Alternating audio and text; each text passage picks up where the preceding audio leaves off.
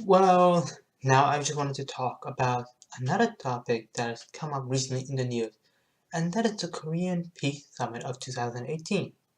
Then I got this article from the Epoch Times, which was quite detailed about how the Korean 2018 Peace Summit is primarily about breaking up or ending the Korean War, so to speak, and to have a very long discussion about how to create a peaceful Korean peninsula. There is no um, goal of reunification at the moment, but it is implied that nuclear weapons will be removed from Korea itself. Now, from what I've been gathering online and from other Koreans, this is even the most cynical ones are quite happy about how this is coming along. Although a lot of the mainstream conservative parties in Korea and some right-wingers are not happy with this change. They believe that Moon Jae-in, I believe that's his name, is that his name, is being too soft on the North Korea.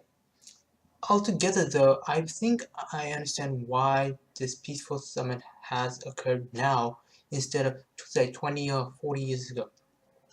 The first reason is that the new dictator, of course, has no first-hand evidence of the what's the most appropriate word of the revolution that Korea went through during as a communist country. Now, because he's 2 generations away from that revolution, he doesn't really have a lot of things to go on from.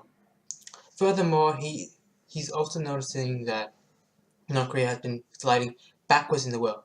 Prior to, I believe, the 1970s, North Korea actually had a higher standard of living than South Korea because that's where all the coal and natural resources were. However, thanks to modernization of South Korea is now the largest economy in the world. I mean, not the largest economy in the world, but one of the largest economies in the world, and it's actually become one of the few nations to have transformed from a third world country to a first world country in such a short period of time. The miracle of the Han River, so to speak. Another reason is that China has said that they are moving away from non-renewable sources of energy, and thus they're not going to be importing as much coal from North Korea. Historically, China and North Korea traded gas and coal, and China also gave North Korea some extensive military support and products. However, due to the advent of Donald Trump, and this is actually a good thing for one, Donald Trump has taken a very strong hardline stance against North Korea, and pushed, this has pushed, from what I have gathered, a lot of the North Koreans or like Kim Jong Un to come to the denuclearization table to avoid civil war. Prior to this, a lot of the time, American president and the American administration had saber rattling, so to speak.